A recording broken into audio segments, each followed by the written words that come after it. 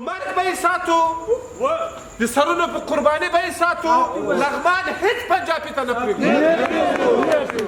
دا جګړې ته تر روانېدو مخکې سرتیرو ته د لغمان د امنیه قومندان څرګندونې وې. چارواکي وایي په لغمان ولایت کې د تېرې شپې پوځي عملیاتو پر مهال لسګونه وسلوالو طالبانو ته چې پاکستانیان هم پکې وو مرګ ژوبله اوښتې ده. د ملي دفاع وزارت ویلي چې د افغان ځانګړو ځواکونو د عملیاتو پر مهال له مرکز څخه تر لنګار پورې سیمې تصفیه شوي او په وینا یې د الیشنګ په لور عملیات پر مخ روان دي. د ملي دفاع وزارت سرپرست جنرال محمد یاسین ضیا چې په لغمان ولایت کې د وسلوالو طالبانو پر ضد د جګړې رهبري کوي له یاد ولایت څخه د طالبانو د بیرته ایستلو ډاډ ورکړی. مسیر راههای میترلام و الینگار عملیات دارند، دشمن تلفات دیدند و انشاءالله که خبرهای خوش در نزدیکترین فرصت در راه است و امنیت شاه کاملا تامین و هیچ نوع نگرانی الحمد وجود ندارد. د لغمان ولایتي مسؤلین وایي اوس مهال بیرته له طالبانو څخه د یادو سیمو د نیول کېدو عملیات پیل شوي دي او په خبره یې وضعیت به ډېر ژر بیرته سم شي. دوی زیاتوي د لغمان د ملي امنیت ریاست د اپراتیفي مرستیال په ګډون له سلو ډېر هغه نظامیان یې نیولي چې وظیفوي غفلت یې کړی.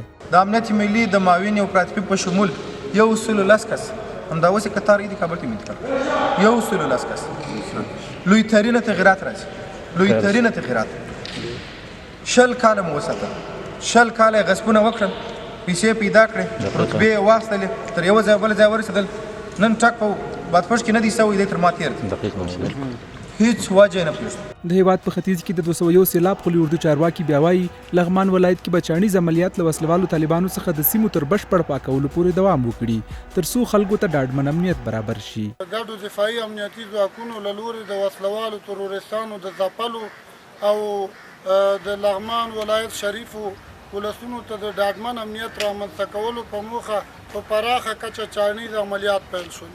د دغه عملیاتو د دوام په ترڅ کې په تېره شپه کې تر 500 زیات وسلوال ترهګر وژل شوي، تر 60 زیات ټپیان دي.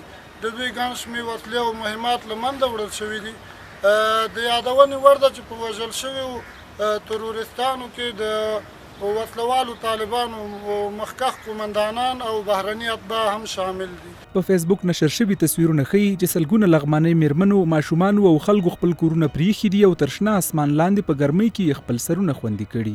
په ټولنیزو رسنیو کې هم د عامو افغانانو له لوري پر لغمان ولایت د وسلوالو طالبانو د بریدونو غندنه شوې. دوی لیکلي وسلوالو طالبانو د دوحې تړون تر ماتېدا وروسته لا هم پر امریکایي ځواکونو کوم برید نه دی کړی، خو د افغان وژنې لوبه یې لا هم ګرمه روانه کړې ده.